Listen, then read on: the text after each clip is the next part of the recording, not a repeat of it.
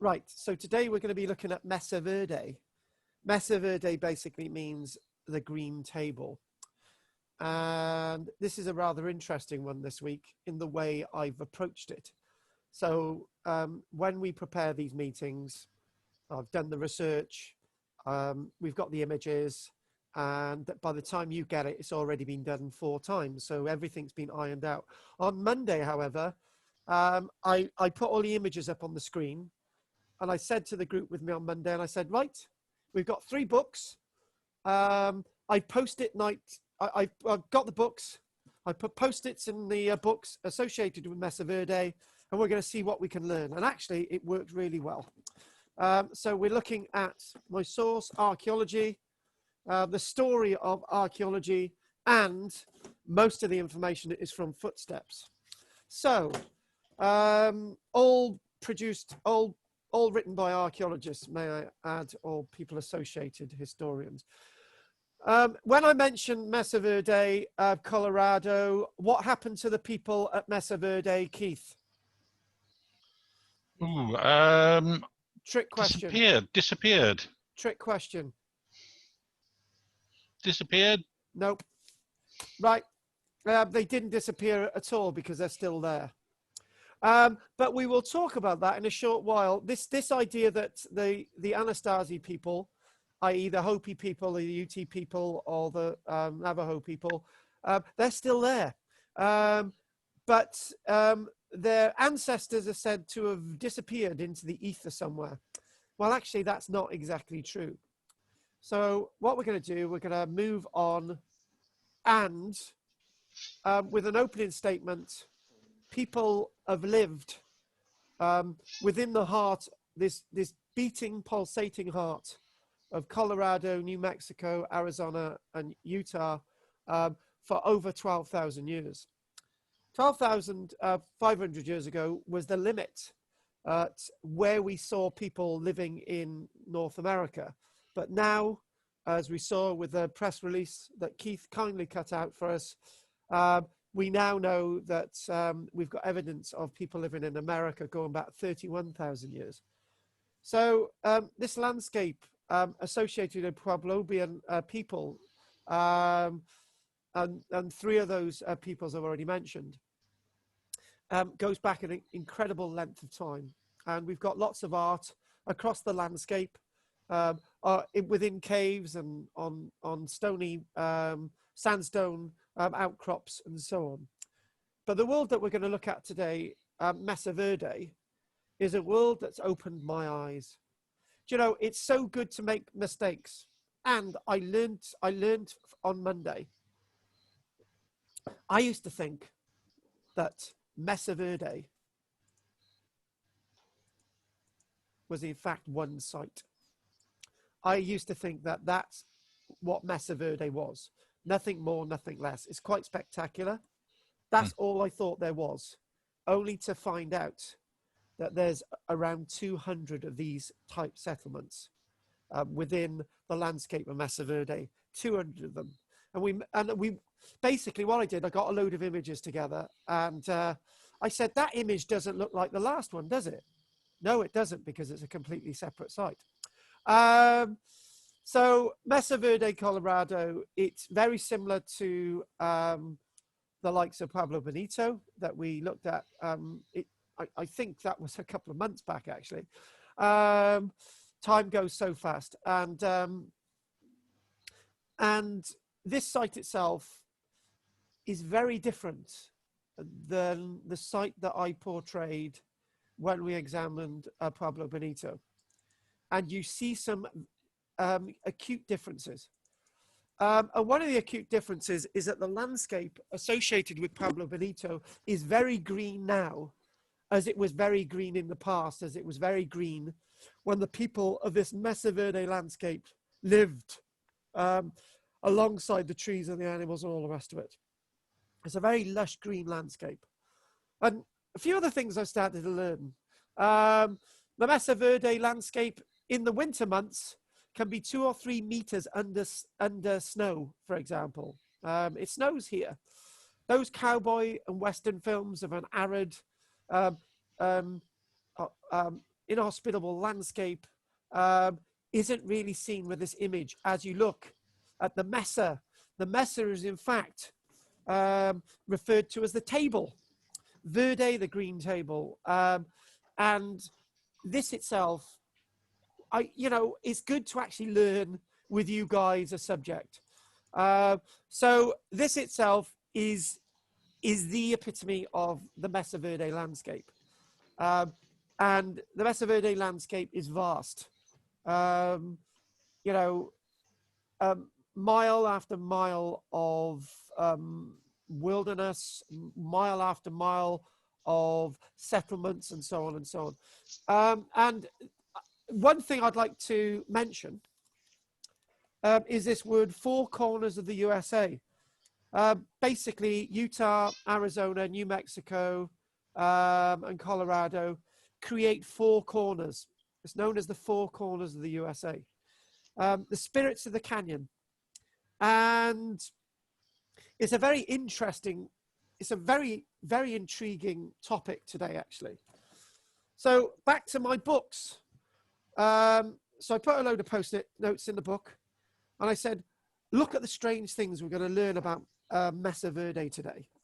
We're not going to research anything off the internet. We're just going to go with the books. The only thing we got off the internet is the images. And I tell you what, it made a lot more sense. Did you know, fact one, that the timbers at Mesa Verde helped create a new science in archaeology, a science known as dendrochronology, tree ring dating? We couldn't be without it. So this is all down to Mesa Verde.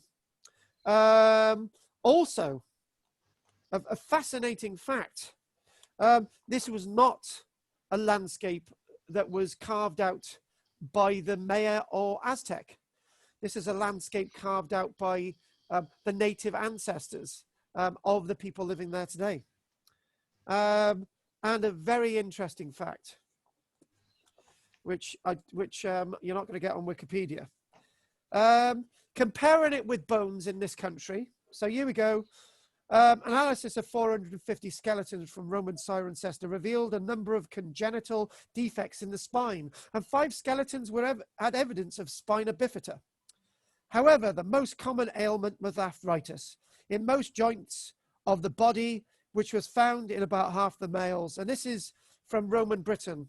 So compare this with Mesa Verde, Colorado. In the period between 550 to 1300, every known individual over 35 suffered from osteoarthritis. Every single one in the archaeological record over 35 suffered from osteoarthritis.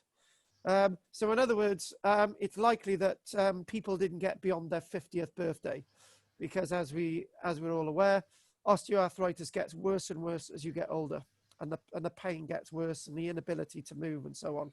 So that's a very interesting point there. And one of the things, one of the other key points about this landscape, it was thought that this was not possible. It was thought that native, arrogant, barbarous savages could have ever created this type of landscape, but they clearly did. And a highly advanced civilization, which to be honest with you, we can learn from. Oh, another key fact, they're not troglodytes, they're not cave dwellers. They actually live in underhangs in this like vast cave network. Actually, this looks like a little miniature village, doesn't it? The type of thing that you'd get at Porthcawl. And there are all the little people. But silliness apart, this stuff is absolutely amazing. And you're only seeing a little bit of a glimpse. As Al and Richard Wetherill looked in 1887, is that a glimpse of a tower in the distance as they're bringing back their cattle to the ranch? And as they open their eyes with the glimmer of the sun, these buildings shine out. And then they had to leave them, and then they went back the following year. So I would like to have asked you what people knew about Mesa Verde before this lecture, and it's likely, I speak for myself, it's likely that it would be very little. Not to sound patronizing, Kathy's shouting out, I knew all about it. I did this in my master's degree and all the rest of it, but I can't hear a moan. But if you look at this landscape, it's very green. And this is key to altering some of what I'm reading about this wonderful landscape. Wonderful things to explore. And what you've got, you can imagine, these two hunks of rock. This is a site known as the balcony site. And they've all been given little strange names. One site is known as Fortified House because it's surrounded by fir trees. One of the settlements is known as Square Tower House. Guess why? Because there's a square tower there. And you've got name after name, but we're not going to do all of them. We're just going to do a few of them. And the wonderful soft sandstone rocks around them. So look at that. Mesa Verde. Wow. And yes, it is wow. It is definitely wow. And we're going to just sort of zoom in on a little bit here. Look at that there. That there is the original render on the outside of these towers. And these, I can be very careful with my words. These sites ceased to be used 700 years ago, 720 years ago to be precise, around the year 1300. And the descriptions that we've got of these buildings from the weather hills are intriguing in themselves. The timbers that you're seeing there are the original timbers. They have actually, in more recent years, restored these structures known as kivas, if you remember from Pablo Benito. But what we do have is the likes of steps, doorways, ventilation holes. We've got strange shaped windows going all the way to the roof. And with some of these, I think I've seen one that's got a little bit of access to the mesa above. And it's just, this is one of many such structures that is 3, 4, 5 stories in height. And that's where we go on to the next fact from archaeology, the book Archaeology. So those timbers themselves have been examined and given a date to the landscape of archaeology, I would say. Tree ring dating. The modern technique of tree ring dating, dendrochronology, was developed by an American astronomer known as A.E. Douglas. In the early decades of this century, okay, I know we're a bit old, guys. When I say this century, I mean the 1900s. Although many of the principles had been understood long before that, working on well-preserved timbers in the arid American Southwest. Well, it's not that arid, is it? By 1930, Douglas could assign absolute dates to many of the major sites there. Now, when we use the word absolute dates means that it's precise. Relative is basically, you know, Queen Elizabeth, before Queen Elizabeth, Victoria, and then before Victoria, William and George and all the rest of it. So you look at that. That's relative dating, but absolute dating is when you can fix things down. So getting this idea of absolute dating, such as Mesa Verde and Pablo Benito, this is where the techniques were first used to understand this site. Now, I'm going to throw a little fact away. It was once believed. Now, in about the 1700s, Christian missionaries, Spanish Christian missionaries, heading through these valleys, didn't record these. They didn't record them.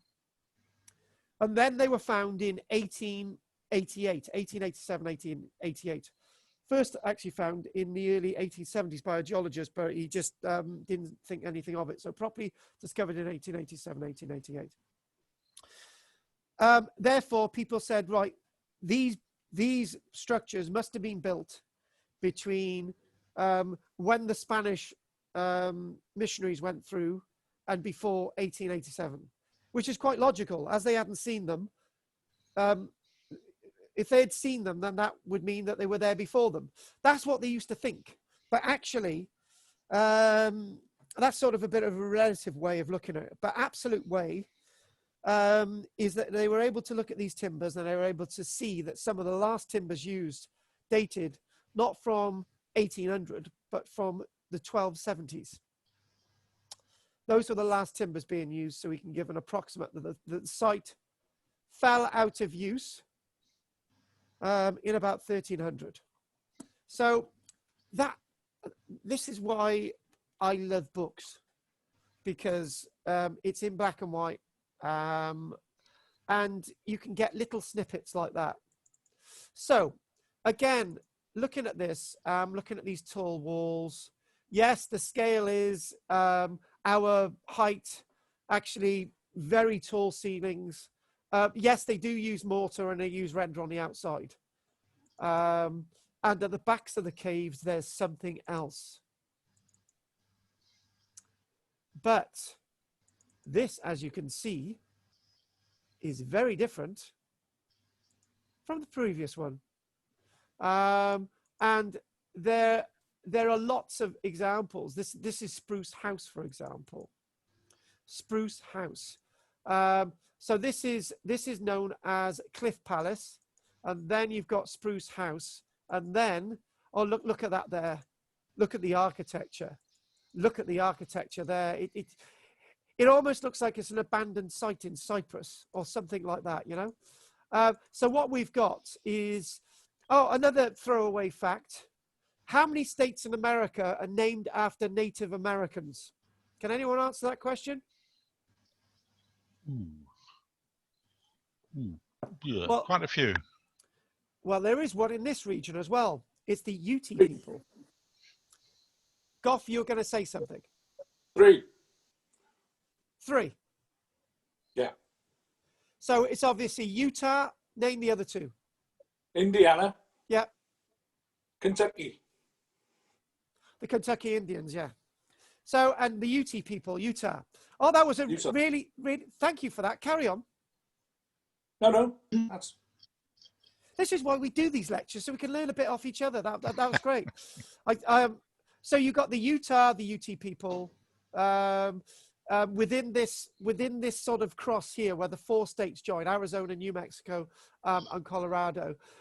And smack bang in that area is where you've got not just 100 individual settlements, including Pueblo Bonito and Gotcha Canyon and Mesa Verde and other localities as well.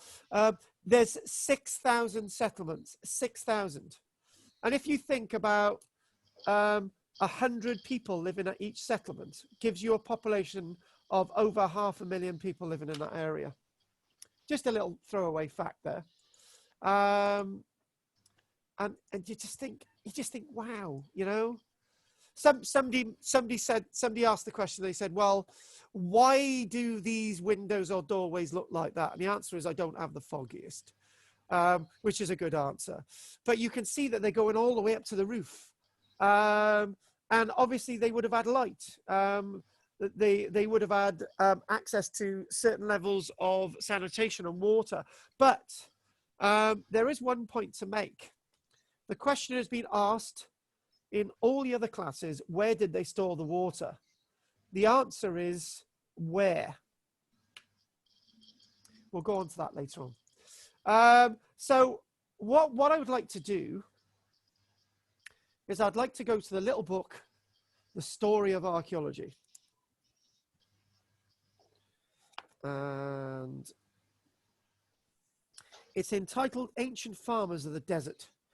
In the deserts of the Southwest, prehistoric farmers were able to develop some of the most remarkable cultures known to North American archaeologists. These cultures still exist today and stand as testimony to humankind's ability to succeed in the harshest of environments. And we're seeing well over 2,500 years. They've got vast crops of corn, beans, and squash.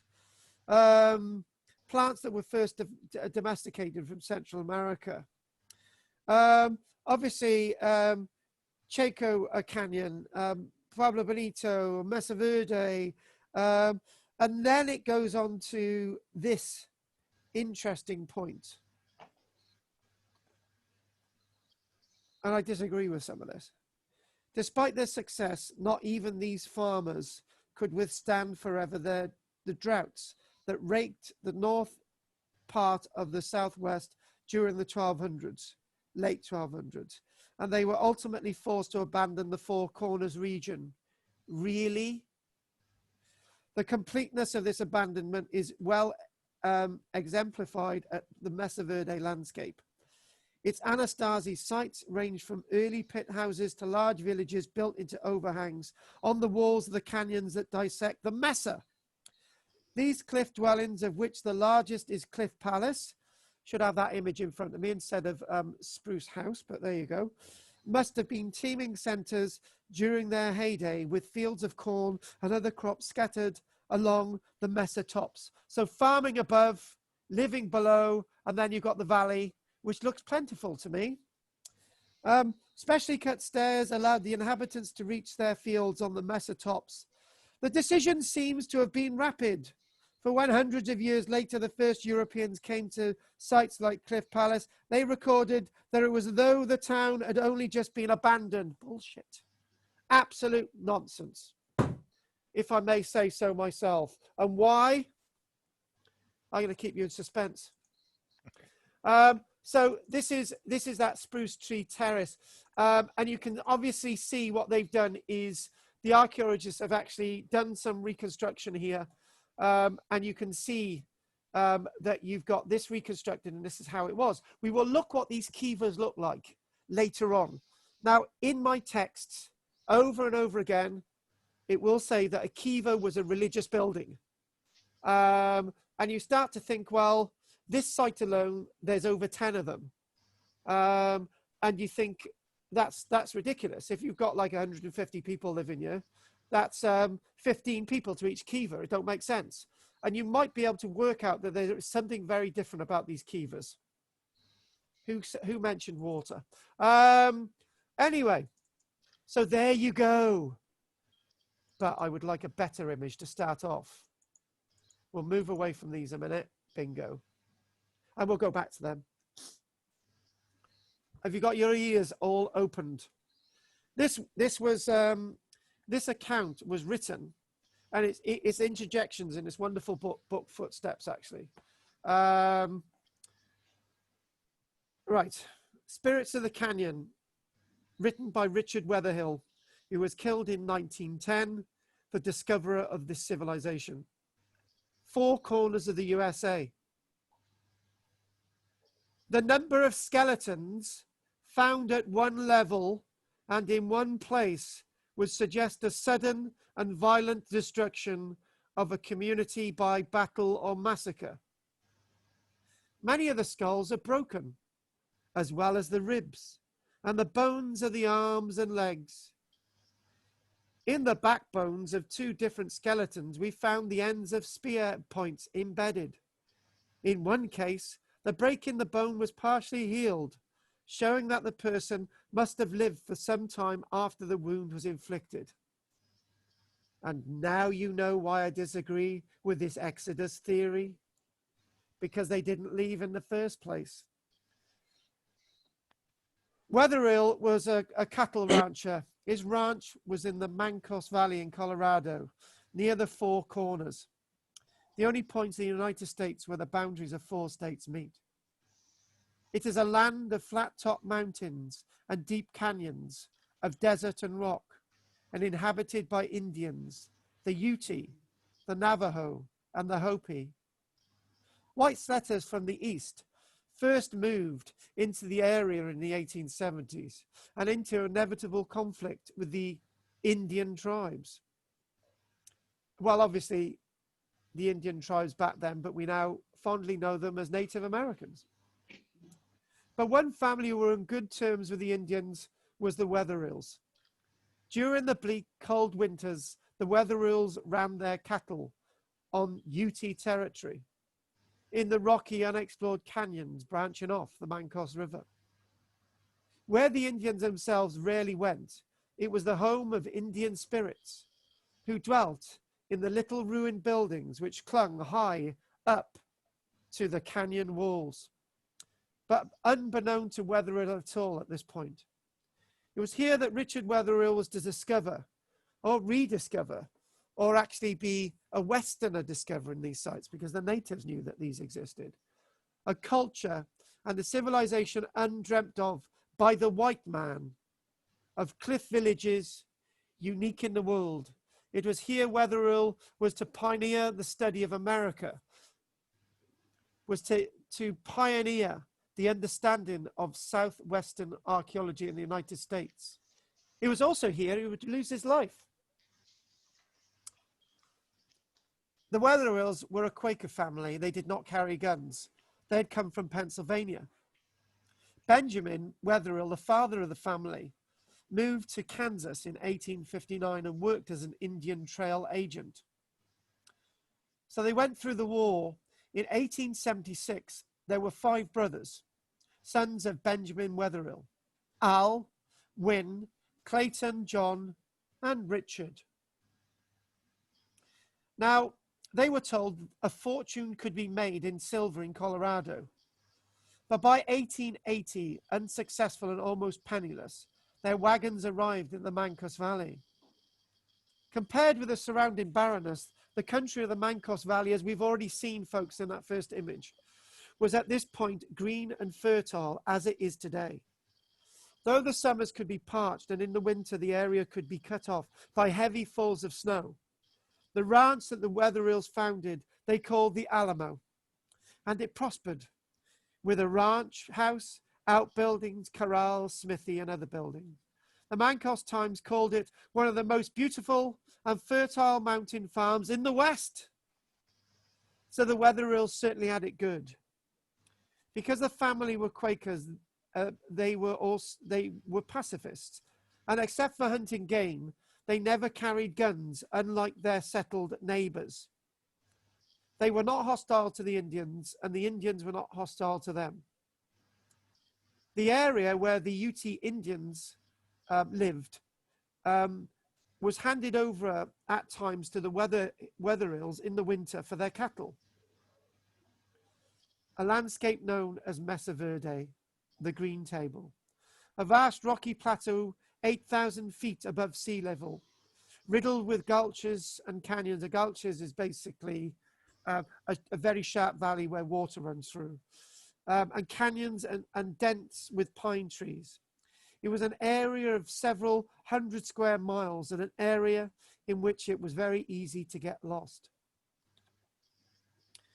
So before we look a little bit more about this, let's look at some more images. Oh, we haven't seen those other images, so we'll come back to them now. So one technique for understanding what these kivas are was a technique developed by the archaeologist Lord Renfrew, who's the publisher of many books on archaeology, and actually the publisher of Archaeology, Colin Renfrew's own book.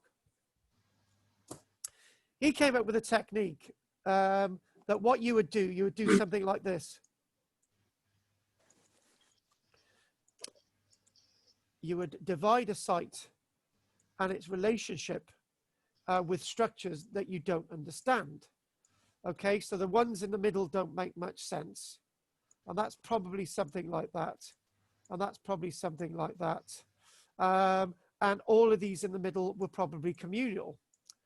So what we're looking at is, if you look at the division of the site, you can see, particularly on the left-hand side, and more in particularly these here, that you can see there's a relationship with these kivas, a particular relationship, an area of relationship with these kivas. And I believe that these kivas directly related to the building that they were alongside, meaning that they had a particular meaning to the householders. Did they have a ceremonial religious meaning, or were they used to store things in to keep those things from getting baked in the very hot sun that it would be in the summer months? That's probably a clue to where I want to go in regards to water. In all my notes, there's no mention of water at all. but what we do see is this pottery. I know this is typical Pavlovian pottery. The sort of monochrome designs, the white and black pottery. And interestingly enough, you can still pick examples of this up for about 500 quid in that antique shop opposite the British Museum. Because after the 1890s, tens of thousands of these were sold off by the Wetherill family to make money for their expeditions to reveal more about these sites.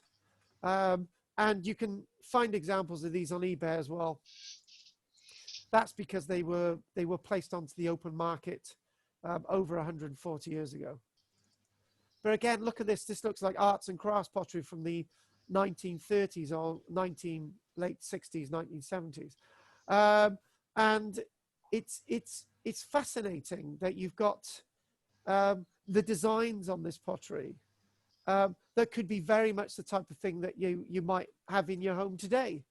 And obviously, one thing that we do know from the other lecture about Pueblo Bonito, we do know that they did actually drink cocoa.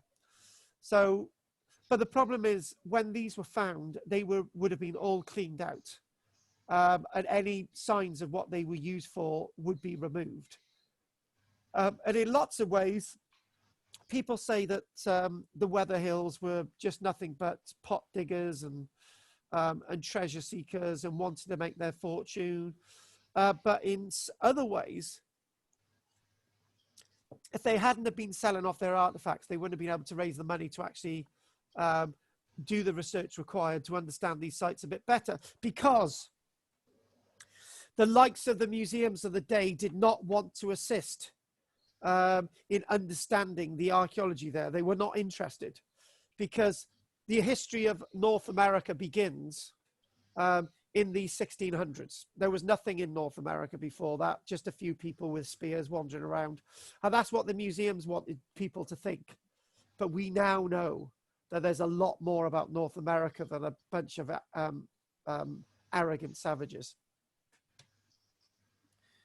In the winter of 1884, the brothers established a camp at the base of Johnson Canyon to watch the cattle.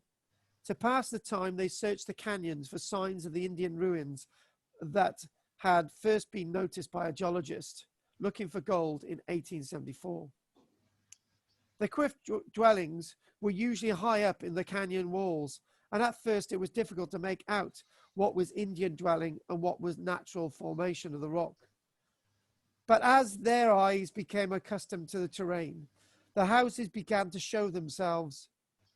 Houses full of abandoned Indian relics, pots and stone tools. The brothers took many relics back to the ranch, and these were sent back to their father in Denver, Benjamin Wetherhill. It was during one of these expeditions that Richard Wetherhill was told by a Ute Indian that there was a secret and sacred place deep in the Mesa Verde Canyon, bigger than any they had already seen. So in other words, the archaeology of Mesa Verde Canyon hadn't been discovered yet. They were finding ruins, really interesting ruins, but it was nothing than the buildings that we've already seen. On the 18th of December, 1888, Richard Wetherill was in the company of his brother-in-law, Charlie Mason. They were searching for stray cattle, and it was snowing. From one of the deep gullies in the side of Cliff Canyon, they climbed on horseback to a vantage point on the top of the mesa, so maybe they might be able to see the cattle. There, looking up towards the head of the canyon, they saw the most extraordinary sight. In the canyon wall opposite was the mouth of a giant cave, filled with buildings. It seemed like an entire city.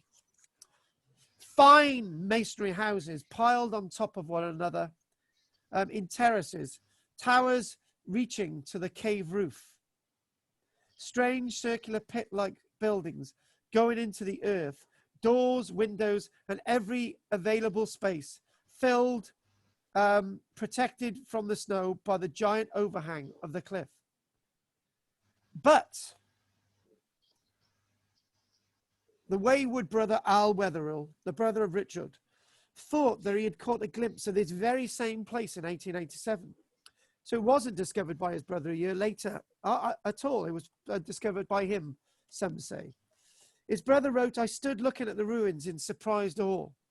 I had hoped to find some unexplored dwellings, but this discovery surpassed my wildest dreams.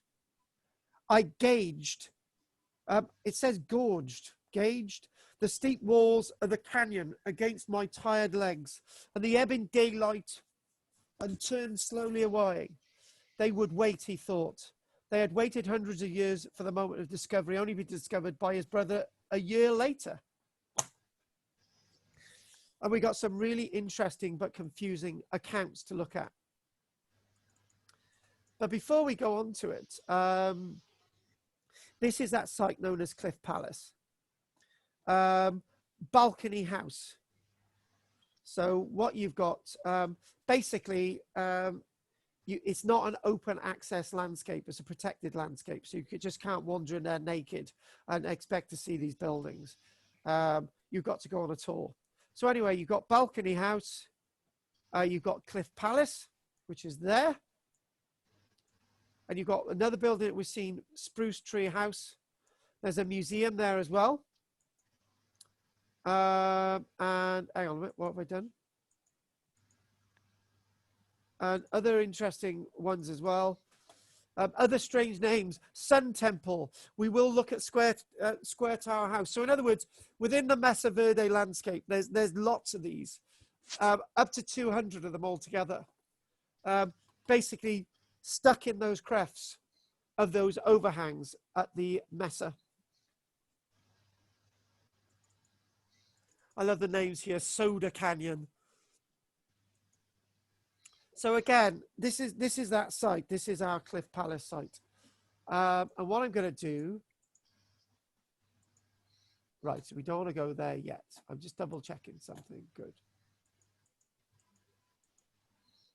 Again, moving away from the plan of Cliff Palace, which is a site that we're going to look at. Again, look at these little beakers. Well, actually, I used to go, I used to have, when my children used to stay with me, my young ones, we used to buy these white porcelain mugs. And I used to give them black markers to color them in. And this looks like something like that. It does. It looks like something you could produce today. Quite sort of common garden. Have a cup of tea out of it. So here we go, folks.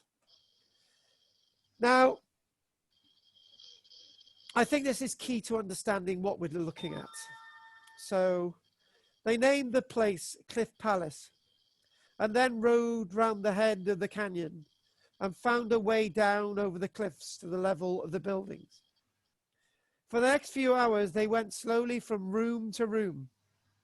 Wooden beams still protruding from ceilings. Plaster still clung to some of the walls. Skeletons lay on the floor. See if I can do an American accent. It appeared as though the inhabitants had left everything they possessed right where they had last used them. All the joists on which floors and roofs were laid had been wrenched out. These timbers are built into the walls and difficult to remove. Even the little windows on which the mud roofs and upper floors are laid were carefully taken out. No plausible reason for this has been advanced, except that it may have been used for fuel. Interjection. There were corn cobs lying around, corn cobs. Really hard things, they were lying around. Stone axes lying around. Broken pots lying around. And the brother-in-law of Richard Weatherhill came to believe that the Cliff Palace had withstood an extended siege and witnessed the final tragedy of its mysterious inhabitants.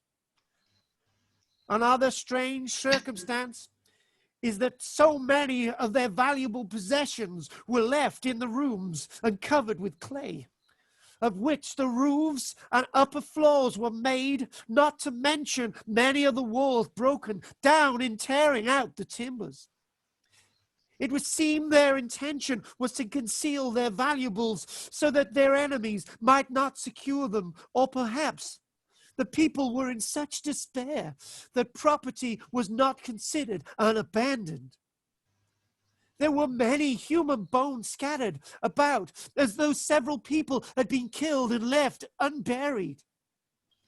Had Cliff Palace been abandoned, I wondered, and the timbers used in other buildings, all movable articles of value, would have been taken away instead of being covered, and much of it broken and destroyed unnecessarily. It seems to me that there can be no doubt that the cliff dwellers were exterminated by their more savage and warlike neighbors. The man being killed and the woman being adopted into the tribe of the conquerors. Though in some instances migrations may have become necessary as a result of drought or pressure from outside tribes. And you think about that, and you think about those descriptions. The people didn't go, they were massacred. Oh, and this type of evidence is found across not just this site, but other sites as well. So was there a mass evacuation of this landscape because of a drought? One, I don't believe that there were these severe droughts that are being explained. If you've got heavy snows, you've got a large amount of water. And, you know, with the fact that bodies are just being left around, you know, buildings almost in a state of deliberate destruction, all of those shit tell me that something different is going on than just abandoning the site.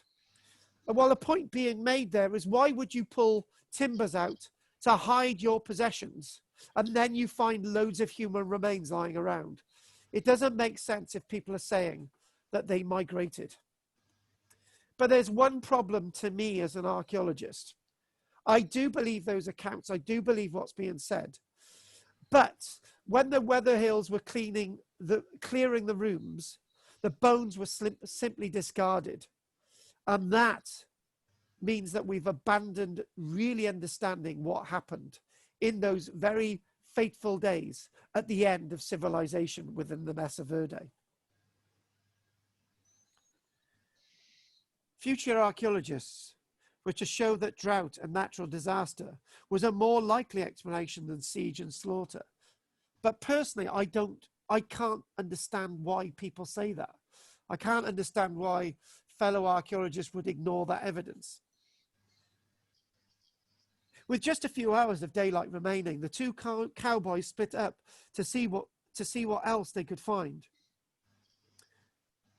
The brother-in-law to Richard Weatherhill rode north, made the second great discovery of the day.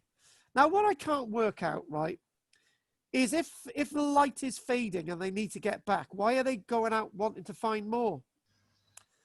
Sheltered by the cliff overhang of another canyon wall and almost hidden by fir trees was another large ruin. Not as big, but even better preserved than Cliff Palace itself. And here we go.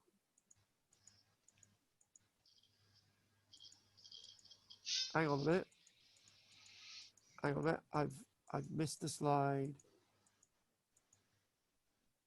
One second. Give me a second. The one I'm looking for is a bit further on.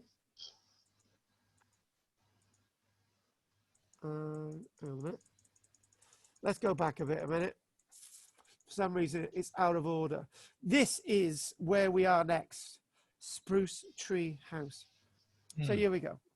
So they found a site that was far better preserved than Cliff Palace itself. Far better preserved. And you will agree that that does look pretty good.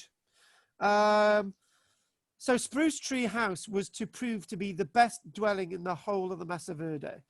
Absolutely perfect. And you look at that, I know you can see collapse with some of the buildings. But remember, this has survived all those years, 700 years of abandonment. And with the keevers, with the stories, complete intact walls. Obviously, this bit of tower has collapsed, but perfectly well preserved. Wetherill did not enter the building that night, but went searching for it the next day with Charlie Mason, his brother-in-law. In the maze of snow-covered canyons, each one looking the same, they couldn't find it. They completely lost their way and found instead yet another major ruin. Drum roll, do, do, do. And here we go. So before we get to the next one, let's sort of, so basically what we've done, we've been to Cliff Palace. And then the next one that we're going to head to is going to be Square Tower House. So they wandered in all these valleys, mile after mile, and now they're going to end up at Square Tower House, which is just over the valley there. Again, moving forward, that's one known as Oak Tree House. And why is it called Oak Tree House? Do you want to guess, Keith? Because there's a poplar tree there. I'm not sure that's the real answer. Anyway, looking at some more of their pots. Now, these are rather interesting pots. These are called corrugated jars. Basically, if you look closely at these, if we zoom in, you can see what they've done. They've taken the skin of a basket, rolled it around the outside to make the pots look like they're baskets. And actually, Kathy has touched it. She's been with me to Orkney, and we've seen similar pottery produced in the Neolithic period, where what they do, they get basically a wicker basket, and they use that wicker basket to give some design to the clay on the pottery before it's fired. This is what we're looking at here. Obviously, another type of pottery, undecorated. Again, look at this as well. They would have eventually gone all the way down the Mesa Verde, all the way looping around and into, see, buildings like Longhouse. We mentioned Longhouse, and there's also Step House as well. We also mentioned Step House. And the reason why it's called Longhouse is because it's a long house, and it's called Step House because it's built like a load of steps. Few little artifacts, bone awls, before we look at the next building, for making holes in leather and so on. And look at these here. You can understand the baskets. So obviously, It's pottery, is it? no, it's a basket. It's a proper basket. It's a basket, and these baskets themselves, some of the ones that they've actually found, yeah, basically their pottery was meant to replicate their baskets. But this is actually a proper basket. Basket, yeah. A basket. It's not a basket case, it's a basket. And there have been examples found dating back nearly 2,000 years intact. And they found lots of examples like this at the Mesa Verde landscape dating back 800, 900 years. Square Tower House. And it's called, why do you think it's called Square Tower House, Keith? Maybe because it was square. You know what? You are real right there. Oh. You're getting this well today. I'm know bright what? today. You're top form. And interesting enough, can you spot some interesting things on the rock? A little spiral, actually a circle. Oh, yes. There you go. So this was the top of there would have been a roof above here, so it would have been reachable, and they would have been able to see this. But anyway, going back to the description, you can see the timbers hanging out as well there. So we'll take a break after this. So, Wetherill did not enter the building that night, but went searching for it the next day with Charlie Mason, his brother-in-law. In the maze of snow-covered canyons, each one looked the same. They couldn't find it. They completely lost their way and found instead yet another major ruin, the Square Tower House. again sheltered by an overhanging cliff, not as acute as the others. A dwelling with 70 rooms and the tower built against the canyon wall, the tallest structure they had ever seen. What the two men had discovered in 2 days was the remains of a civilization that had existed in North America centuries before the arrival of Columbus. For Richard Wetherill, it was a turning point. From now on, he was to spend his summers at the ranch and his winters searching for ruins. The search was to become his life's work. But what we're going to do is take a break at that point. And I'm going to ask, have you got any questions, Keith? Were there any sites that weren't sort of built in under overhangs, like Yes. just out in the open? Yes, there were. We've got earlier sites. They are quite crude, actually. I've actually got an illustration. So what I'm going to do is cut that, and you'll be able to see the illustration. So if I get this in here, they're really crude, actually. They're out on the plains or in the valleys. Sunken structures like that one there. So, yeah, right, can you see that? Just sunken it's a bit structures. misty, but yeah. Oh. So, yeah, there were. So what I'm gonna ask, Ellen, I'm gonna phone you on your landline. So if you can read me your landline number out in the break, just before the break, that's what we'll do. So any other questions? Anyone would like to say anything else? Yeah. Go on. You know the wooden structures, they were definitely all lined up as a floor. They weren't the internal scaffolding for building. Yeah. Yes, that's right. That's right. And I think I've answered that right. Wooden poles on the floor? The big round ones. Yeah, had they disappeared? Or Or were they on the floor when the people found the buildings? Right, yeah, but basically what had happened is that the roofs of those structures had collapsed. The circular keevers had actually collapsed. So basically, when they were clearing them out, everything went out and was removed. For me as an archaeologist, if somebody said, right, you've got an opportunity of a lifetime, you can go over and excavate one of these sites, I would say, I don't want to excavate one of these sites. I would want to excavate the spoil heaps the archaeologists left. That's where the information I want to find is. These descriptions that the Weatherhills are leaving with the bones and everything. That's the stuff I want to look at. You know, okay, the buildings are spectacular, right? But they're left as a tourist relic, and the artifacts, the complete artifacts, removed, sold on, went into museums and so on. Hundreds of thousands of artifacts. But the stuff I would want to look at is in the spoil heaps, particularly the bones. Pam, Chris, anything? No. Goff? No. Okay. No, it's there's a difference, isn't there, between the native people in the southwest of the States compared to, say, on the Great Lakes. You know, the way they live.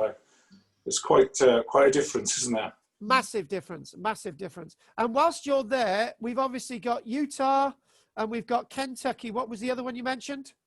Well, I looked online during the lecture, and there's 26 states named after native tribes.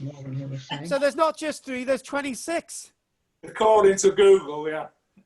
What was the other one that you mentioned earlier on, though? Tennessee. No. Missouri, Mississippi. Utah, Kentucky, and what was the other one? Indiana. Yeah. Say Omaha, that sounds Indian. But there's 26. All right, then. All right, then. We'll go with the original 3. Forget the other 20. Yeah, for the other 23, thank you very much. Not the other 20. You can't even add up either. So if nobody else has got any other questions, I'm going to look at your records as well, Chris, in the break. Ellen, what's your phone number quickly? You're recording. Oh, yeah. Good idea. What I'm going to do is I've got to put this on mute anyway. So if hang on, you are right. Right, we're back to it, folks. And my nose is a bit more cleared. Did you like the American accent earlier on, Keith? I thought it was Chinese, actually. Shut up, you tart. They completely lost their way and found instead yet another major ruin, Square Tower House, which Keith understands is a square tower. Again, sheltered by an overhanging cliff, a dwelling with 70 rooms and the tower built against the canyon wall, the tallest structure they had ever seen. Ever. What the two men had discovered in 2 days was the remains of a civilization that has existed in North America centuries before the arrival of Christopher Columbus. It was a turning point. From now on, Richard Weatherhill would spend his summers at the ranch and his winters searching for ruins. The search was to become his life's work, and I am well aware I've repeated part of that now. Within days, Richard's brother John and 3 companions were back in the ruins searching for artifacts. They stretched a canvas over the top of one of the round subterranean rooms and lived there for a month. So one of those round subterranean rooms is one of those kivas. And where's this kiva? Oh, kiva 1, kiva 2. There's a kiva there. So they lived in there, that kiva, in that religious kiva down there. So they lived there for a whole month, and they had no idea that it had been a sacred room devoted to religious ceremony. Now, the thing is, right, they might say that, but yeah. In the weeks that followed, as they moved from room to room, digging into the piles of accumulated earth and fallen stones, they found stone tools, tools of bone, kitchen implements, and broken pottery. And they dug deeper and deeper. They came across various pots, white with distinctive black markings, intact, not broken. Baskets, shells, beads, and Don't you say pieces of baskets cloth. to me? Well, you're the only basket case around here. So as they dug deeper, they come across intact artifacts. So now they were thinking, we've got all these intact artifacts. And they actually started to think, right, they could make money out of this. Naturally, there's money in cattle ranching, but when things go wrong, at the back of the caves at these localities, underneath the deep overhangs, where the roof was too low for houses, was the turkey house and the communal rubbish dump. So obviously, as somebody that keeps fowl,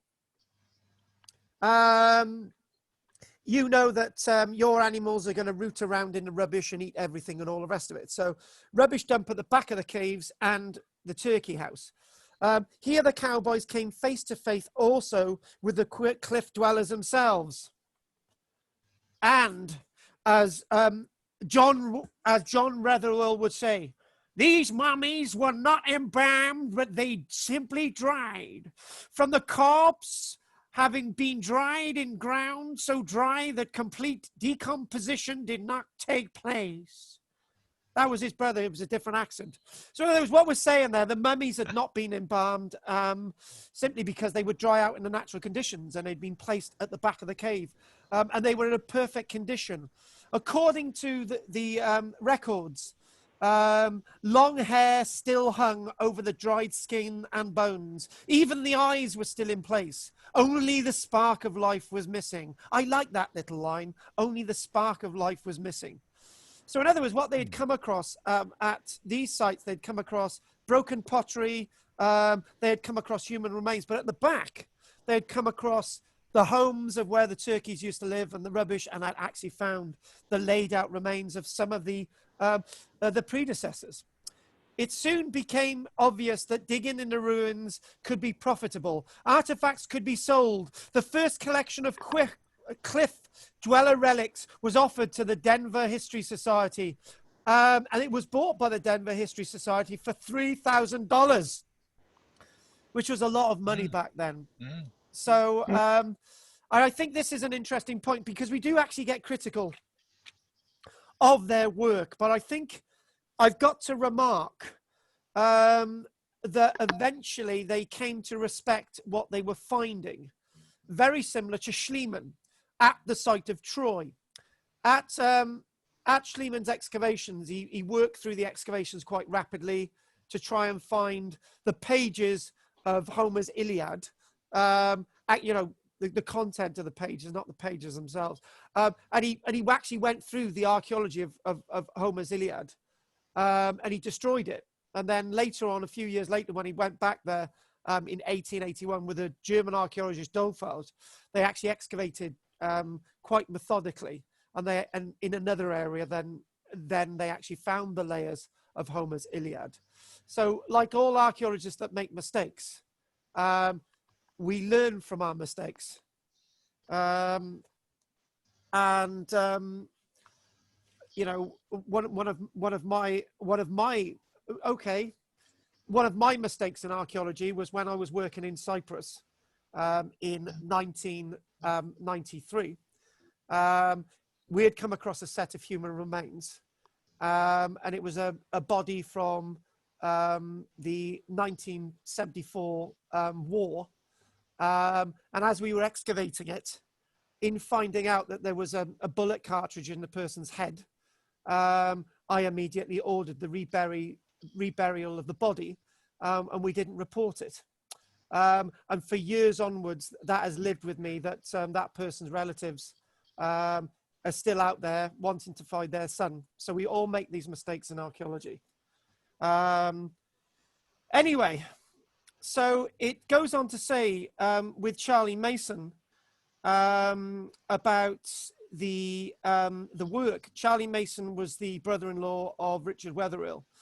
Charlie Mason said, "Our previous work had been carried out to satisfy more our own curiosity than for any other purpose, but this time it was a business proposition." So now what was happening is that they are thinking that they can make money out of this, and obviously selling the eventual part of the collection to the Denville Historical Society, they can make a lot of money out of it. And the thing is, what are they going to do with all the artifacts anyway? That's the question. But they did learn from their mistakes, and eventually they were protecting the archaeology from being looted and so on. So there are different ways. One of our several new ruins they discovered was one that they named Fortified House. So what we're going to do, we're going to move away from this one, which is Square Tower House. And you can actually see the level of the well-preserved archaeology there. It is so pristine. And talking about Cyprus as well, the remains of villages in Cyprus that were abandoned in 1974, 75, 76. They are all overgrown and mainly in a collapsed state now, but these are in, after 700 years, they're actually still there today. Another view, you can actually see, this is actually another view in a different light. And one of the things with this new course I'm doing this evening, this isn't a plug or anything, but it's just looking at different ways of understanding archaeology. And in two images, you can see one image in one light, and in another image, you can see all the wonderful sandstone. And it's in archaeology, I would say, never take one aspect of the archaeology. It's like me today. I'm giving this lecture and I'm telling you there's two ways of looking at the abandonment of this landscape. One, the one that Keith started off with, and one that we've looked at with these references. Archaeology is a multi-layered sensory understanding. It's what you think. This site itself is known as, oh, hang on a minute. Here we go. I've lost it a minute. This is known as Fortified House. It was situated just under the lip of the overhang of the canyon wall. Fortified House. Look at this. The wonderful, well-preserved archaeology. And it goes to give a description. Here's another one.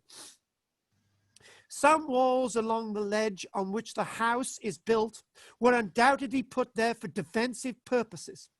This house did not yield much until one day John Wetherill found by measurement that there was space near the center of the building for a small room to which no entrance could be found. So he made one through the top. The room was small, not over 5 or 6 feet square, but in it were 5 skeletons. About a dozen pieces of pottery, several baskets, the finest we have ever seen. Also a bow and a dozen arrows, all nearly perfect, except for damage to the bow. The bow was the heaviest one we had ever found, and it was well wrapped with the original sinews still intact. Part of the string remained. It was made of twisted sinews and was larger than a slate pencil, and he who could draw one of those arrows to the head with such a bow would have been a very powerful man. And you've got, again, another aspect. And the other aspect is that they lived with their ancestors. You know, their loved ones are with them. So, and I think the only way to describe this is I've known 3 women in my lifetime who actually keep their hair and their nail cuttings in a box. Oh. Yes, I knew this woman once. She used to carry all her hair and her cuttings in a box. And the metaphor I'm trying to make there is that some civilizations like to keep everything with them. They like to keep their loved ones with them, near them or on site. They keep their rubbish with them. Their homes are all in one place. That's the metaphor I'm trying to make there. And with all this, understanding that individual again, one of the arrows had an agate tip, nice powerful agate tip. And the bow was placed between the skulls and on the feet of one of the skeletons. And the feet of that skeleton was actually wearing a pair of moccasins.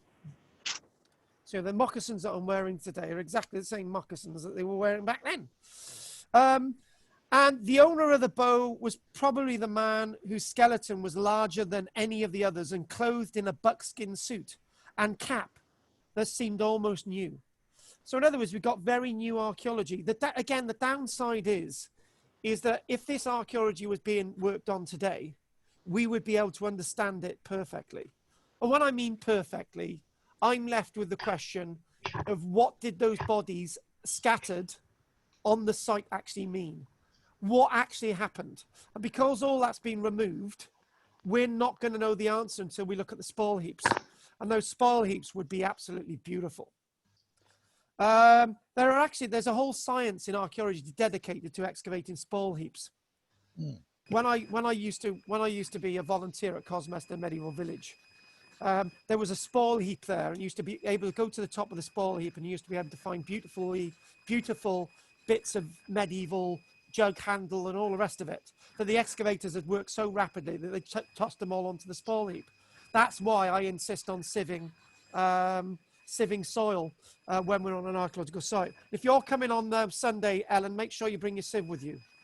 The digging continued and the artifacts were removed to the ranch where they were put on display in a small museum. During the summer, as the word spread and the interest grew, people began to come to the ranch to see the relics and to ride the 30-mile round trip into Mesa Verde to see the sites. So there's a lot of archaeology to see. There's a lot of information to glean. You know, this is Oak Tree House. A very, very odd-looking site. This. It only looks like there's one main kiva here. There looks like there's a couple of others around as well. But when you think about the role of these kivas, I think it's personal to a family. This is that, I think this is again, that's, oh God, hang on a minute. What's this one again? I've got to remember. This is Spruce Treehouse. Look at all the kivas in front there. This is the first one we've looked at. And I'm very interested in this one as well, because these kivas are directly linked to the homes. So these would have been covered up. And the reconstructed versions have a little trapdoor going in through the roof, but they were also accessible from down below. And the one thing to me that it doesn't stick of deep religious ceremony. It looks at a very personal connection with the family.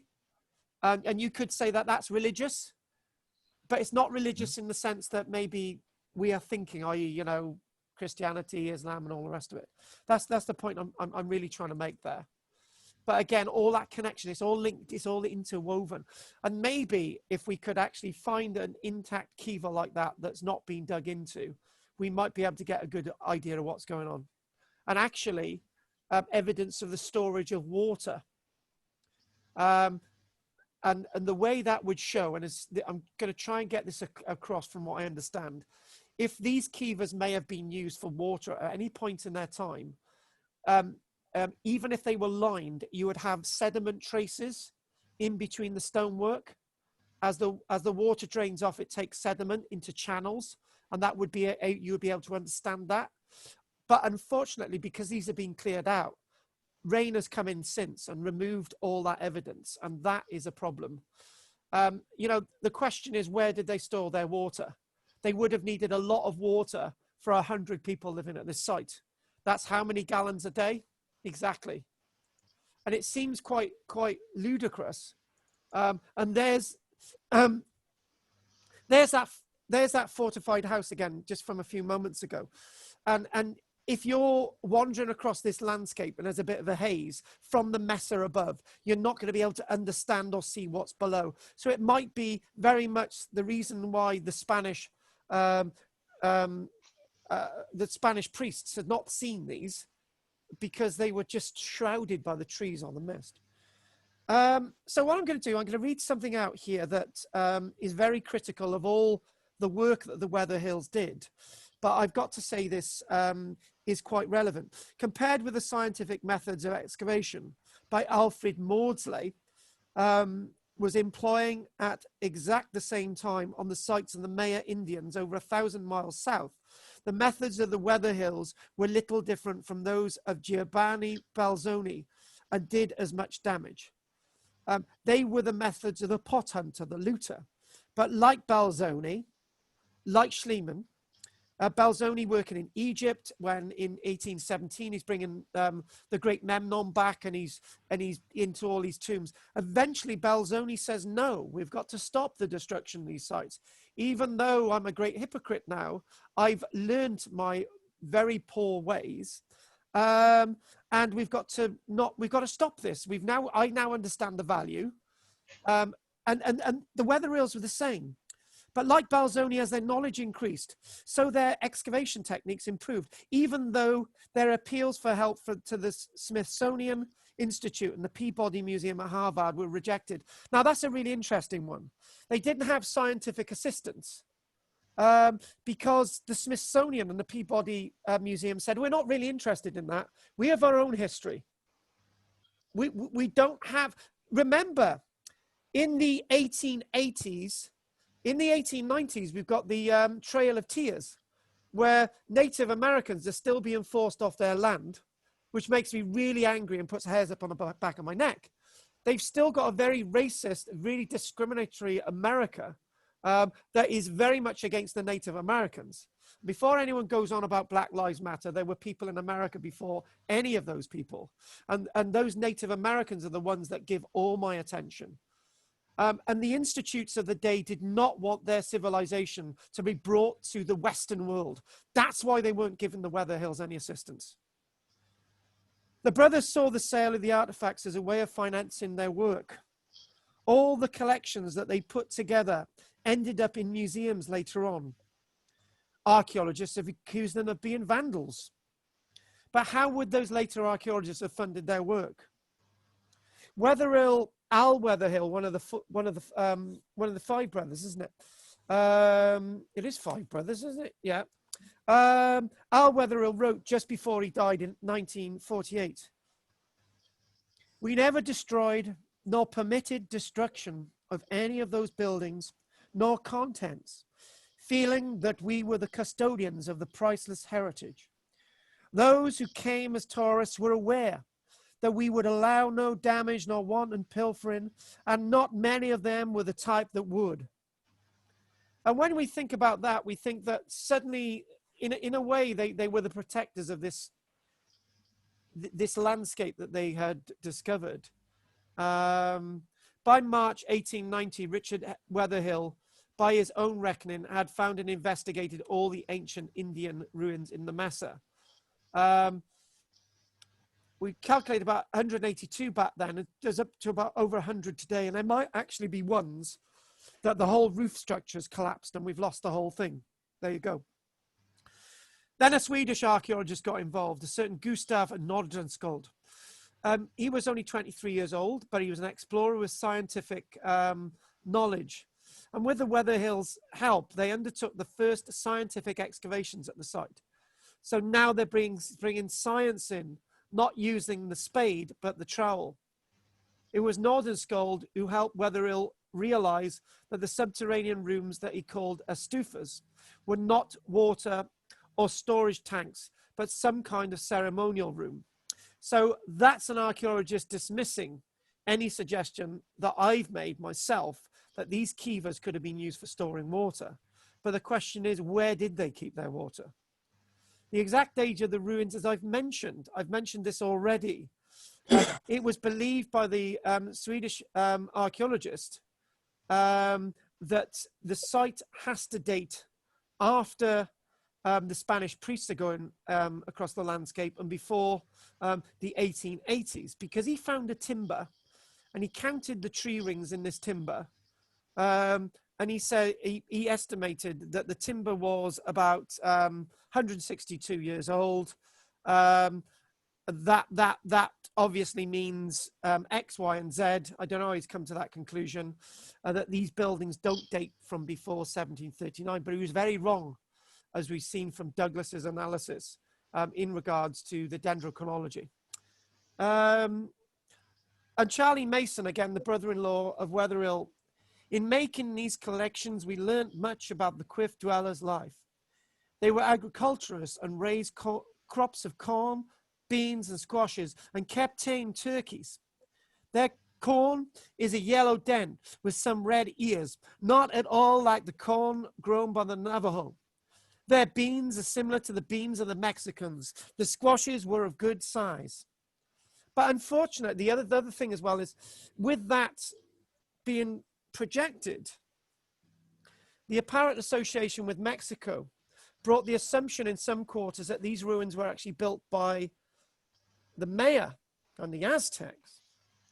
The assumption was wrong. What we now know is that the buildings and the artifacts of Mesa Verde date, for the most part, to the 11-1200s, from the last period of the Pueblo Indian culture, an indigenous Stone Age culture that began in the region to develop and to understand this landscape from the birth of Christ.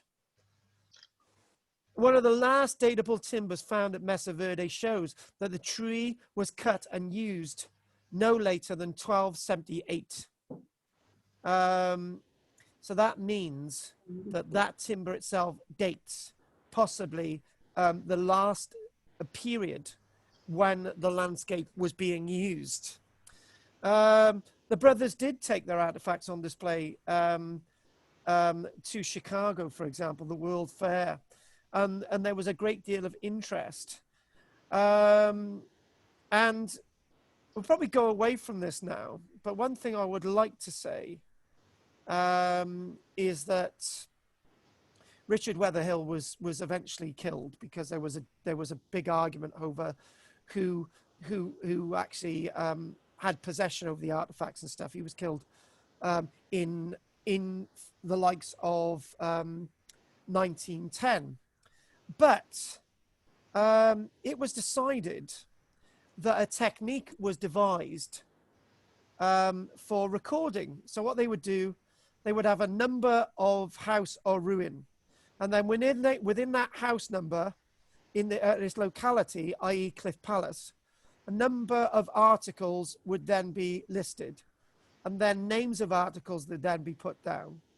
Where they were found in what room, the number of layer that they were found, and so on, lots of remarks. They come up with an archaeological technique eventually to record the archaeology at this site. So what I'd like to do is just show you some images, really, some remaining images. Again, look at that. that itself, now my mum has still got these on a table, but mind you, my mum is 2,000 years old. But this itself is a specimen of a basket, an actual, real excavated example of a basket, really vaguely dating from the year 1 to 700 years AD. So it's over 1,300 years old. And these are perfectly well preserved. You can imagine the stems of the crops that they're, for example, the corn, they can make all that into baskets and so on. This is Spruce House again, and look at that. Look, we've seen this again, and that's a reconstructed version. That's a roof of it. Now we're going to go hopefully down below the surface. Again, we've seen this, and you know when I divided up the rooms earlier on and said and put them in quarters, another archaeologist has done it here, but I think they've done it into using a more of a trading mindset to divide the landscape into houses and these subterranean kivas. Look at that as well. This is Cliff Palace. Beautiful image. I tell you what, if I was on a one-day journey through this valley, I would just spend a day here, you know, because my mind would be blown after seeing this alone. Imagine seeing 20 of these sites. I couldn't do it. I would want to. It's like me and Kathy would stay behind, going into all these little rooms exploring, and everyone else can go look at all the others. It would be absolutely wonderful.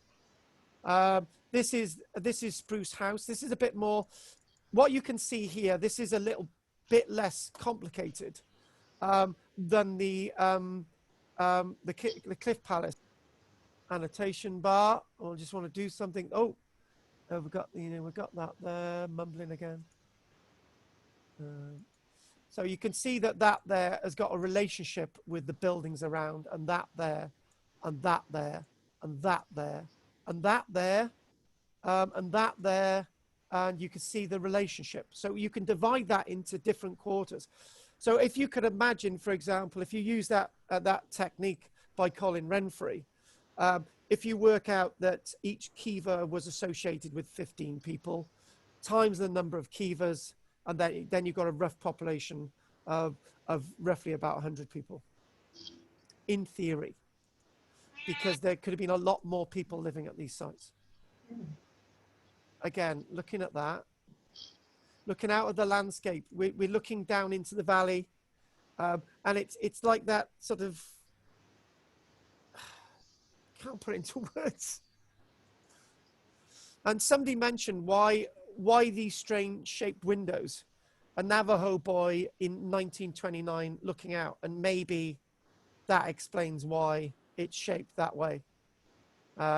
Just looking out over the landscape, getting that sense of connection. It refers to this as a doorway, but this is up in the first floor. Anyway, whatever interpretation you have of that. And there you go. That's close up into a kiva.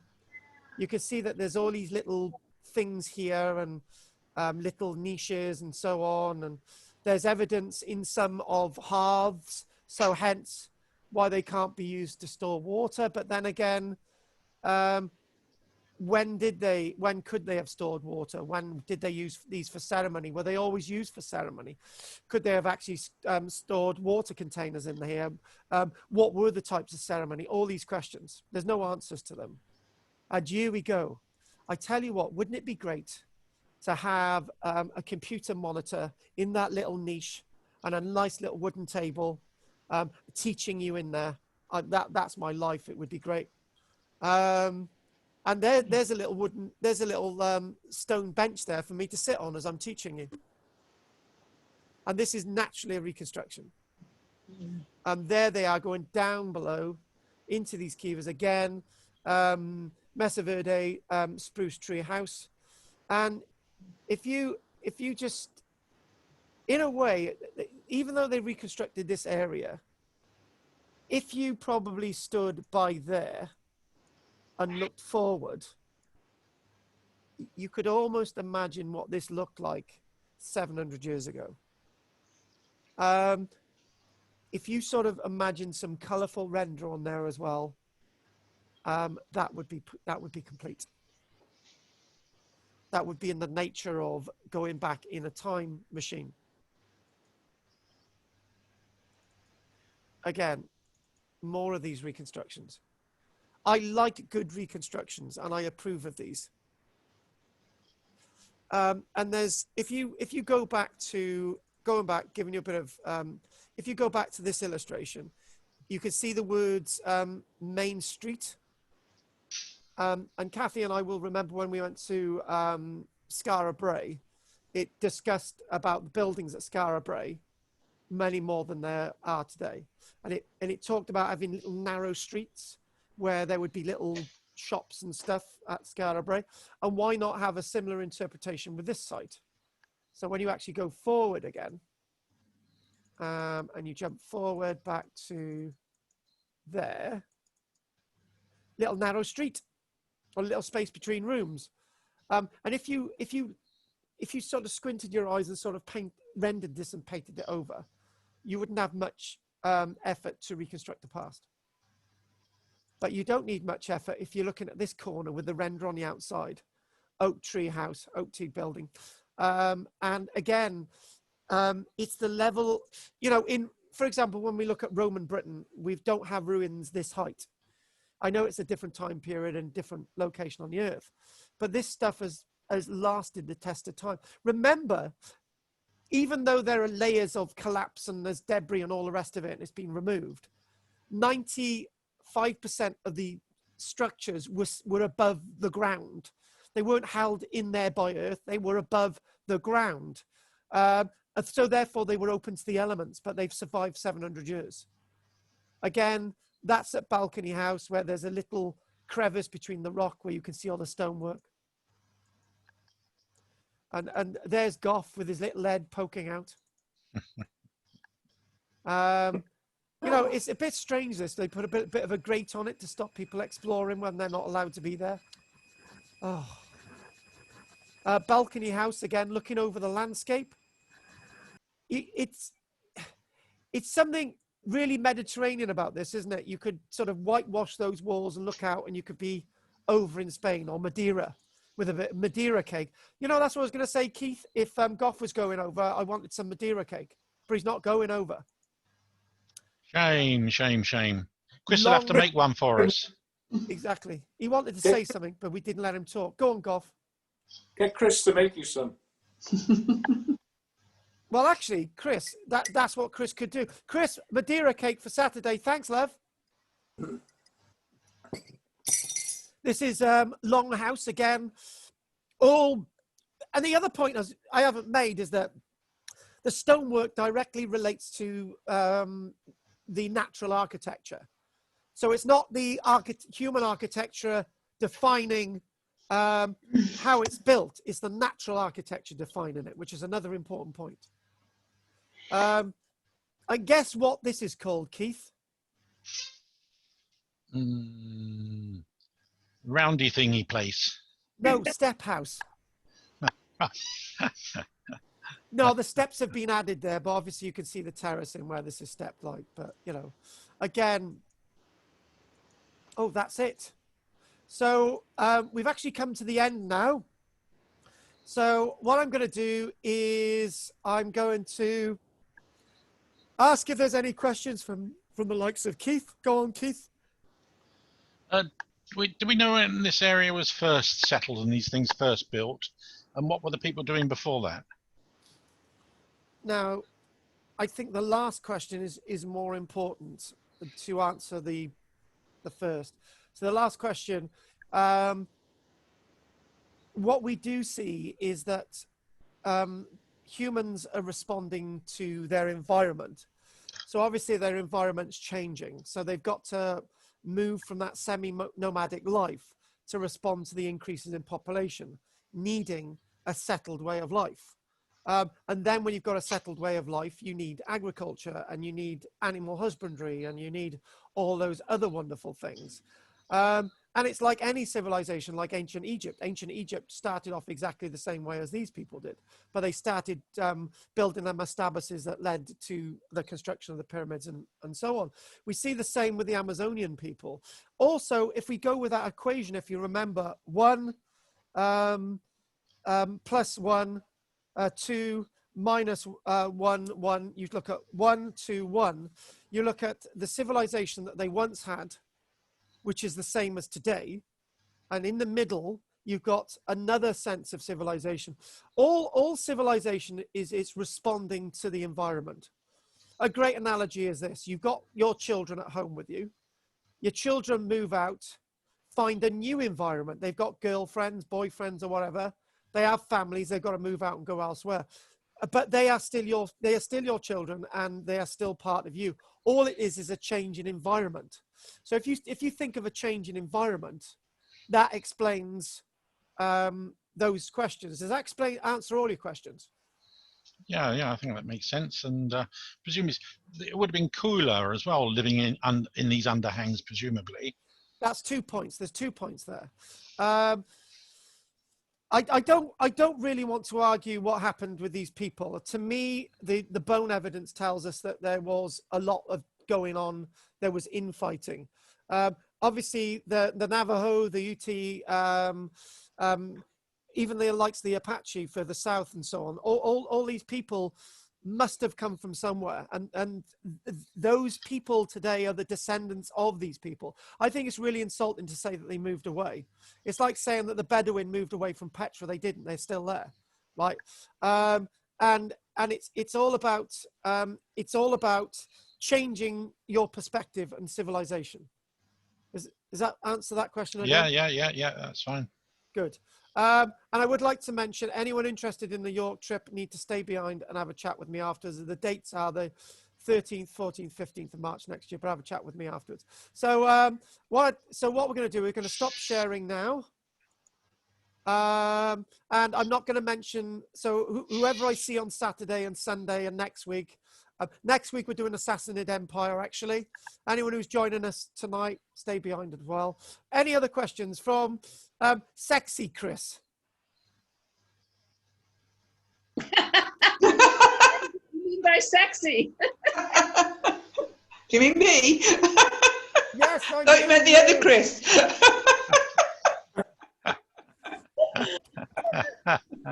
Anything you want to say, love? No, thank you. Right, what about you, Ellen? Sorry, yeah, only 3 little things. Were the gorges formed by water Yes. or by geological fault? So Both. they could have been rivers at the bottom of the gorges for water. Basically, what you're talking about is that you're finding faults in the rock underground, and they're running, and you've obviously got the full surface, and it keeps running. The cavern gets bigger and bigger, and there's then a massive collapse, and the erosion on the side in these caverns where they've got the cliff palace. As a source of water, there could have been a river at the bottom of each gorge. Yeah, but basically that's what. So that river itself is a very ancient river that's still going to flow, and you can see the greenery. So that's where they got the water from. Yeah, you can see the greenery in those valleys today, right? Yeah. These people weren't stupid. They knew where. Right, they would have had to have stored water. You know that they would have. That's a lot of water to take up to the site every day. That's a lot. That's not. The gorge may have been shallower then. Say that again. The gorge might have been shallower then, not as deep as it is now. But even from the descriptions of the weather hills, you've still got a little bit of a climb into these. The point is, you would need to store some water at the site. That is the point I'm making. But you are also right. You are also right. Okay. What about you, Goffy babes? I've got 2 more little questions. The other one was, you mentioned the Trail of Tears. That was the Cherokee. Because I've got beans from the Cherokee Trail of Tears, because they took beans with them to grow when they were being turfed off their land. And you've got the tragedy of the Texas rose growing as well. Yeah. If they died on the way, they either had to leave their dead at the side or carry them with them. And then last of all, did you see this on Facebook? This where's it gone? Oh, sorry. Here's my thing there. Oh, wait. About a gravestone in Llanfranach Church with a skull on it, on the floor. It's by Steve, somebody Hackett. Right. Yeah, I have seen that. Right. there's one comment I would like to make about that. It's nothing to do with pirates because I've seen it. All right. It's also in the late 1700s, the representation of the skull. Basically, you started off with a cherub design with wings, right? And then it got a bit more gory with a skull design with wings. And then it just went down to a skull. So if you, and also the crossbones themselves represent certain types of death. That's what the crossbones represent. So if you look at the exact way of this crossbones, this is something that me and Kathy looked at when we went to the likes of Kirkwall Cathedral. Lots of skulls and crossbones from the late 1700s, early 1800s, but it's nothing to do with pirates or cholera pits. All right, okay. Right, Goff, quickly, babe. Yeah, no, just a couple of comments. A fascinating place. And the story of the Weatherall brothers is absolutely amazing. I think it'll be there's a makings of a blockbuster Hollywood movie there. Yeah. Well, see, Got the part. you know, I could really be Richard Weatherhill. I could really do it. Yeah, it's there. We'll do it. Netflix. Yeah, exactly. Do you know what? Right. Do you know what? It's not acceptable in the acting world for a man to actually play a woman. Very much the same as that when we, in the 1950s and 60s, not a single Native American played a single part of a Native American in a film. It was always white guys or black guys who had their skin toned. And that's really disgusting, because when you're trying to portray a people, it should be the people actually portraying themselves. Except in the Lone Ranger. All right, then, as accepting the Lone Ranger. Yeah, but that was racist, because Tonto, which was the Indian guide, means stupid, and Kimosabe for the white man means he who knows. Thanks for that. Anything else you want to say, Kathy, before I and Karen, Chris? No? All right then. Well, Kimosabe, that's the way it is.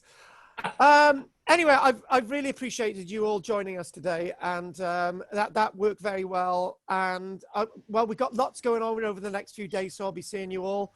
Anyone wants to chat at the end can do. But anyone else want anything else to say? Pam, go on. Pam, give it one last plug. Go on. Unmute her. Well, you've taught me there's a whole new world out there that I didn't even know anything about. He's here. Hey? I'm here. You can explore me. No, not you. No, we're talking about the rocks. All right then, darling. Whatever turns you on. I wouldn't go for rocks. I prefer flesh. On that note, dear. What's next week's subject? The Sassanid Empire. Oh, Sassanids, right? Okay. Now, I'm gonna. Anyone that knows will know that I've done a video on the art of the Ark of Ctesiphon, right? Now, that was a great city. Ctesiphon was a great city in the heart of the Sassanid Empire. And suddenly, it just went like that. And that's going to be an interesting one. I'm looking forward to doing that. But there's one or two things I want to explore with that one. So, okay. Okay, I'm going to... Obviously, I'm going to get everybody up on screen now. And I've really enjoyed this today. You've been a great group. Ellen, Pam, Chris, Keith, Goff, Karen, Jim, even though he's not here, and Jane, a male Chris, who we're going to rename him, and Kathy and Karen. Thank you very much. I'm going to say goodbye. And I'll see you all soon, babes. Bye, bye, Daddy. Bye, Daddy. Bye, children. Bye, Daddy. Bye, Daddy. Bye, children. Anyone want any eggs? I'll bring them on Saturday. Dodo eggs. You want eggs? Dodo eggs. Dodo eggs, yeah. Look at Chris. Do you think I could flog a few eggs to Chris? Look at him. I tell you what, Chris is looking really angst today. He's looking really angry. Look at that. It's those glasses. Right, who wants to chat? Somebody who wants to chat about something? Go on, Keith. Spit it out. No, I'm all right. I'm done for the day. All right then. See you later. I'll have my afternoon nap now. All right then, Yeah. good. All right then. Bye. Right, okay, right. Who's left? Pam? Yes, I'm here. I'll see you tonight. I've decided to join Oh, good. tonight. Can you put up with me? Well, actually, you'll be putting up with me because it's going to be a bit of a hard slog tonight. It's going to be a bit of a hard slog for me because it's going into an area that I haven't done for a long time. It's very different. It's very different teaching archaeological techniques as opposed to this, because it's teaching. You know what I find really difficult is teaching a subject that you're expected to know everything about. Yes. You know, obviously I've done field walking many times. I've done aerial photography. I've done archaeological excavation. I've done all these things. And then you learn something yourself. That's the key. It's no point doing a subject that it's like dentistry with Ellen, right? There's no point Ellen going to a conference if everything they're going to talk about is what she already knows. She may as well not bother. So you've got to be able to, it's about new skills, networking. And Right, it was okay. like today. I know Goff screwed it up. But Goff was right. There is Utah, Kentucky, Indiana. All those localities. I'm a bit suspicious about Indiana. And saying, oh, there's 3 states. But then it turned out he was wrong. Now there's 26. And you can learn different things like that. And I like that aspect. I think the worst thing is go into a lecture and the lecturer will refuse to learn anything from his audience. That's the worst. Because a lecturer can always learn something and make mistakes. Okay, Pam, I'll put you on the list for tonight. And also Ellen will be there as well. So, yeah. Yeah, that's why I was hanging on, because you said anyone who wants to do Thursday nights, stay on after. Right, so you're on. Good. So I'm gonna, so that tonight is 7:30. It's for 1 hour, right? A little bit of questions. It's for 1 hour, and then, you know, it'll be a nice little thing, but it'll be done like a lecture rather than, you know, a bit like what I do on a Wednesday evening. So. Okay, if nobody else has got anything else to say, I'm gonna, Ellen, go. The other thing is, you said for me to bring a sieve along on Sunday. Yeah. I haven't got one, so can I just get a gardening one from B&Q or something? Or If you do get a gardening one from B&Q and a metal one, make sure we'll give you the money for that one. no, is there a size or anything? Bigger the better. Okay. Yeah. All right then. All right. You say that to everyone. Right. Okay. Ta. Take care. Ellen. Bye. Bye. Right. We just need to sort out payments. Right. What I'm going to do, I'm going to cut this recording now, and Okay.